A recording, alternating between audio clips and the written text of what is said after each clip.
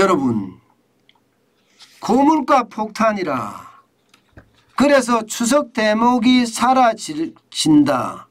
이 말이 사실이 될까요? 여러분 이거 한번 보세요. 이게 서울 가락동에 있는 가락시장 자판 시세입니다. 보시는 것처럼 1,000원, 2,000원 하던 열무가 4,000원까지 합니다. 4,000원. 그러면 이게 300% 오른 건가요? 물가가? 와, 장난 아니게 올랐습니다. 가락시장에 가면 좀 더 싸게 살 수 있을까 싶어서 사실 멀리서도 가락시장에 오거든요.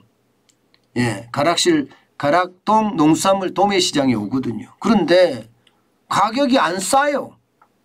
예, 안 싸요. 심지어 말입니다. 예, 물건을 파는 예, 상인들조차도요.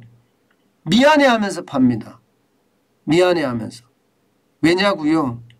싸게 받아야 되는데 예, 이게 싸게 받을 수가 없는 게 현실이니까. 그만큼 말입니다. 지금 추석을 앞두고 이 물가가 야, 심각하다 이런 생각을 많이 합니다.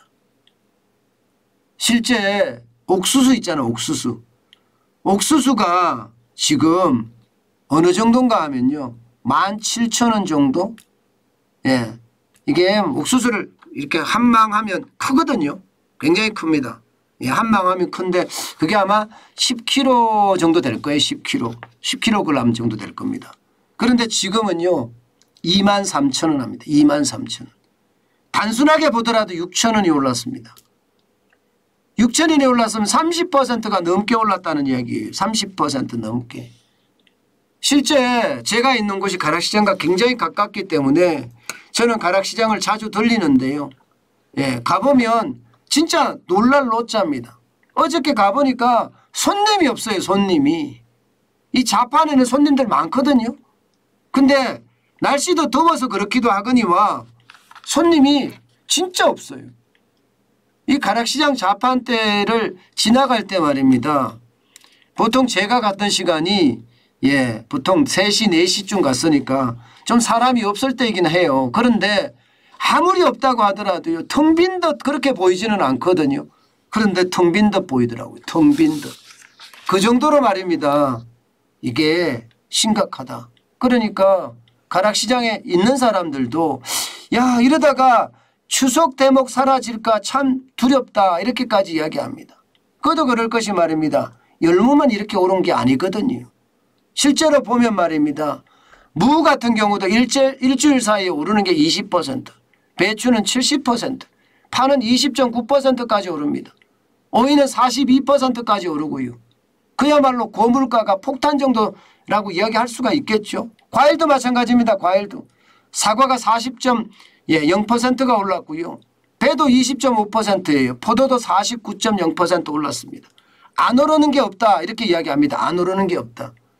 예, 내 월급 빼고 다 올랐다 이런 말 많이 하잖아요. 실제는요. 내 월급도 올랐지만 물가는 더 올랐다. 이게 지금은 현실입니다. 그만큼 말입니다. 예, 이게 추석 앞두고 물가가 너무 많이 올라가는 게 오히려 심상치 않다 이렇게 보입니다. 게다가 말입니다. 공산품 가격들 많이 올리잖아요. 지금 7월까지 가공식품 소비자 물가지수는 8.2%까지 올랐어요. 예, 1월만 하더라도 4.2%였던 것이 2배가량 올른 거죠. 2배가량. 소비자 물가지수가. 그러니까 가공품까지 지금 다 오른다는 이야기잖아요. 가공품까지. 지금 야채나 과일만 오르는 것이 아니라 가공품도 다 오른다는 것은 뭐 된장이든 고추장이든 간장이든 뭐 안 오르는 게 없다는 거예요. 설탕이든 소금이든 말입니다. 이렇게 되면 아무래도 말입니다. 소비를 더 하고 싶어도 이게 더 할 수가 없는 게 현실이에요. 물론 정부가 준 돈 많아요. 정부가 준 돈 사람들이 안 쓰고 있는 것 같습니다. 쓰겠죠. 추석이니까 좀 쓰겠다 그렇게 생각은 들지만 결코 말입니다. 전체는 적지 않다. 예, 전체는 적지 않다. 예, 왜냐? 적지 않다는 말은 돈을 많이 써야 된다네. 그러니까 많이 못 쓴다는 거예요. 결국 많이 못 쓴다는 이야기입니다. 이렇게 되면 여러분 이게 두 가지 최악의 상황을 가져갈 수도 있습니다. 하나는 이게 여러분 자영업자들의 사업 매출액이 푹 줄어들 수도 있어요. 굉장히 안 그래도 2019년부터 시작을 해보면 2021년 말까지 27.96%나 줄어들었잖아요.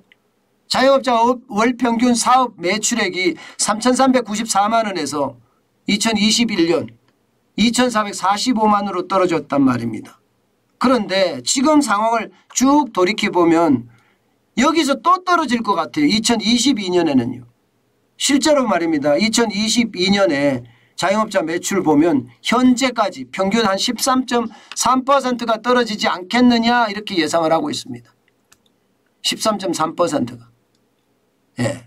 물론 매출액이 증가했다는 분들이 29.4%고 감소했다는 분들이 70.6%예요. 이게 정경련에서 조사한 거죠. 예. 그러면 2022년에도 상황이 좋지 않다 이런 얘기가 되는 건가요? 그럼 자영업자가 안 그래도 어렵다고 했는데 더 어려워지는 그런 상황이 된다는 이야기죠. 또 하나는요. 또 하나는 이게 내수가 무너진다는 이야기가 돼요. 내수가. 지금까지 정부에서도요. 내수는 그나마 회복 기조를 가져갈 거다 이렇게 예상을 했잖아요. 그러니까 이게 폭망하는 것이 아니라 어느 정도 올라가면서 그 지위를 유지할 거다 이렇게 예상을 했는데 실제 나오는 지표들을 지금 조사를 해보면 그렇지 않은데 이거 잘못하다가는 더 많이 내수까지 망가질 수가 있겠는데 그런 생각을 할 수밖에 없습니다. 저는 여기서 그런 생각이 들어요. 제발 장사라도 잘 됐으면 좋겠다. 추석 대목이라도 좀 볼 수 있게 했으면 좋겠다. 이런 생각이 진짜 간절합니다. 사실 지금 수도권만 하더라도요. 폭우 때문에 자영업자분들 진짜 최악이거든요. 뭐 가게가 물에 잠겼으니 이게 추석 성수품 준비해놨다가 팔지도 못하고 다 버리는 그런 상황에까지 빠졌잖아요. 그런 걸 생각하면 제발 추석 대목이라도 좀 활활 타올라라. 그 말씀 꼭 드리고 싶어요. 여러분 정환진 TV를 보는 여러분들도요. 최소한의 착한 소비는 꼭 했으면 좋겠습니다.